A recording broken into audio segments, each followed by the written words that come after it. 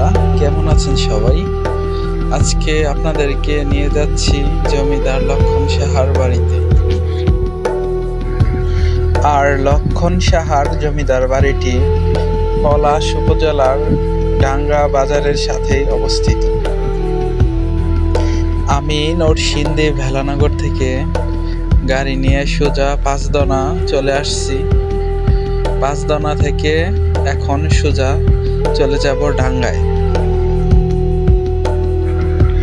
Hello বন্ধুরা, অবশেষে চলে আসছি ডাঙ্গায়। আর কিছুক্ষণ মাত্র সময়ের ব্যাপার, আমরা চলে যাব লক্ষণ সাহার জমিদার বাড়িটি দেখতে। তো আপনারা সবাই সাথে থাকবেন। হ্যালো বন্ধুরা, এতক্ষণ সাথে থাকার জন্য আপনাদেরকে অনেক অনেক ধন্যবাদ। আমরা চলে আসছি ডাঙ্গা বাজার, আমাদের সামনেই ডাঙ্গা বাজার।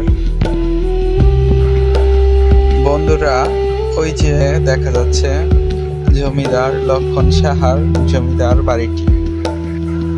জমিদার লক্ষণ সাহা এই জমিদার বংশের মূল পুনরাবর্তনকারী।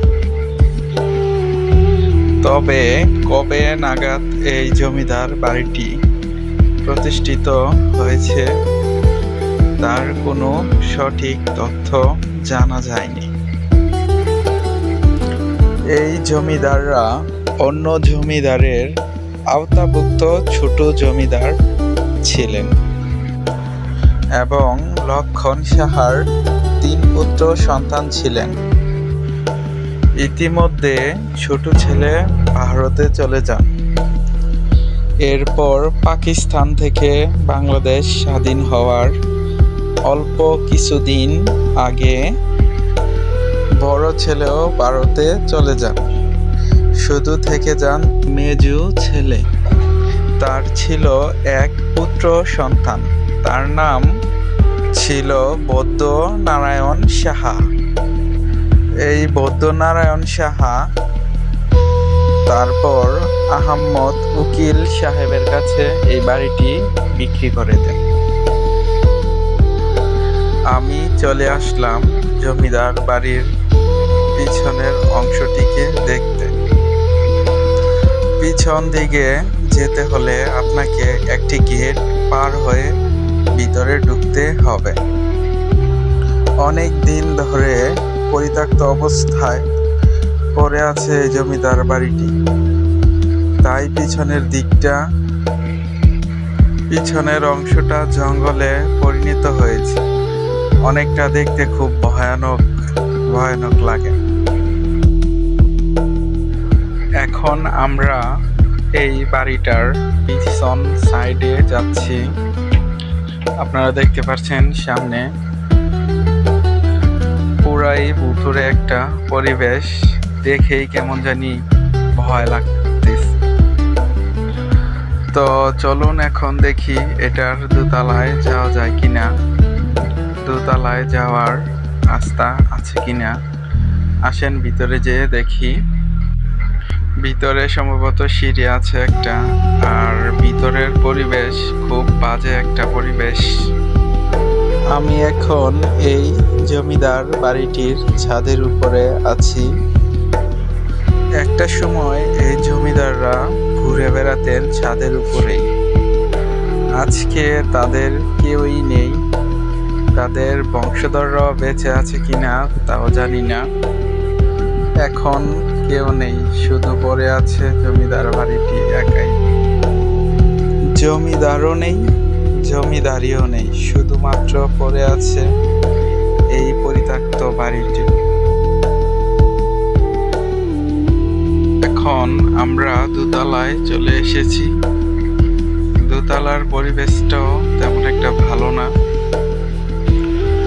আর সচরাচর যে কয়টা জমিদার বাড়ি আছে মোটামুটি সবগুলোর একই অবস্থা। এখানের কারুকাজগুলা খুবই সুন্দর, মনোমুগ্ধকর। তো এখানে যে বাড়িটা, এখানে জমিদাররা থাকতেন এবং জমিদারের বংশধররা থাকতেন। তো এই যে দেখতে পাচ্ছেন সামনে, এটাই হচ্ছে দোতলার উপর খোলা বারান্দা। একসময় জমিদার এবং জমিদারের বংশধররা সবাই বারান্দা দিয়ে হাঁটাচলা করতেন।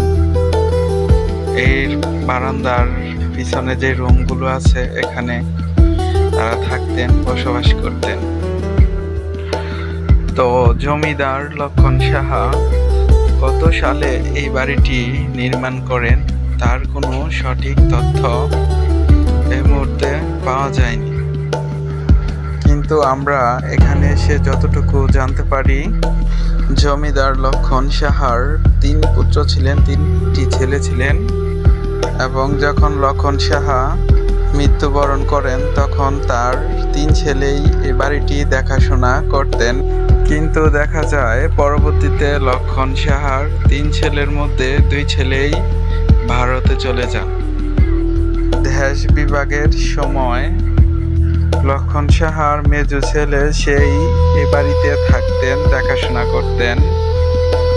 কিন্তু দেখা যায় পরবর্তীতে লক্ষণ সাহার মেজো যে ছেলেটি ছিলেন তিনিও ভারতে চলে যান। কিন্তু যাওয়ার আগে মেজো ছেলে এই এলাকারই একজন ব্যক্তি আহমদ আলী, যিনি পেশায় একজন উকিল ছিল, ওনার কাছে এই বাড়িটি বিক্রি করে দিয়ে তিনি ভারতে চলে যান। কিন্তু বর্তমানে আহমদ আলীর নামেই এই বাড়িটি আছে। আহমদ আলী এই বাড়িটি কেনার পর এ বাড়িটির নাম দিয়েছিল জামিলা মহল।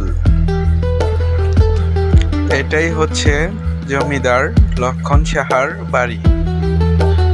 আর এই বাড়িটার পাশেই দেখতে পাচ্ছেন সুন্দর একটি মন্দির। এই মন্দিরটিতেই সেখানে তখনকার সময় পূজা অর্পণা করা হতো। এক সময় জমিদার লক্ষণ সাহার পুকুরের চারপাশে 4টি পূজা মণ্ডপ থাকলেও কালের বিবর্তনে বর্তমানে একটি টিকে আছে। আর এখানেও দেখতে পারবেন খুব সুন্দর কারুকার্যের কষ্টি পাথরের ছোঁয়া। এই মন্দিরটি জমিদার বাড়ির সামনেই রয়েছে কারুকার্জিত সুন্দর নকশা করা। এত সুন্দর মন্দিরের ডিজাইন অনেক জমিদার বাড়িতেও দেখা যায় না।